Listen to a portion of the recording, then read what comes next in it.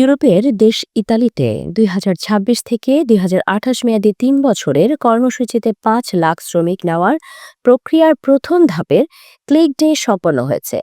বুধবার ১,৬৪,৮৫০ জনের কোটার এই পর্বে বিভিন্ন খাতে আবেদন জমা নেওয়া শেষ হয়। কড়াকড়ি ও জটিল প্রক্রিয়ার কারণে আবেদন কম জমা পড়ায় এবার যোগ্য আবেদনকারীদের ভিসা পাওয়ার সম্ভাবনা বাড়বে বলে মনে করছেন প্রবাসী বাংলাদেশিরা। ৩ বছর মেয়াদী এই ভিসা কর্মসূচিতে বিভিন্ন খাতে শ্রমিক ভাগ করে দেওয়া হয়েছে। সিজনাল বা মৌসুমী কাজ, বিশেষ করে কৃষি ও পর্যটন খাতে ৮৮,০০০, নন সিজনাল খাতে ৭৬,২০০ এবং স্বনির্ভর কাজের জন্য ৬৫০ জন শ্রমিকের কোটা নির্ধারণ করা হয়। গত ১২ জানুয়ারি শুরু হয়ে ১৮ ফেব্রুয়ারি পর্যন্ত ধাপে ধাপে আবেদন গ্রহণ বা ক্লিক ডে অনুষ্ঠিত হয়। তবে শেষ দিনে ডোমেস্টিক বা গৃহস্থালী কাজের জন্য আবেদনের চাপ ছিল তুলনামূলক বেশি।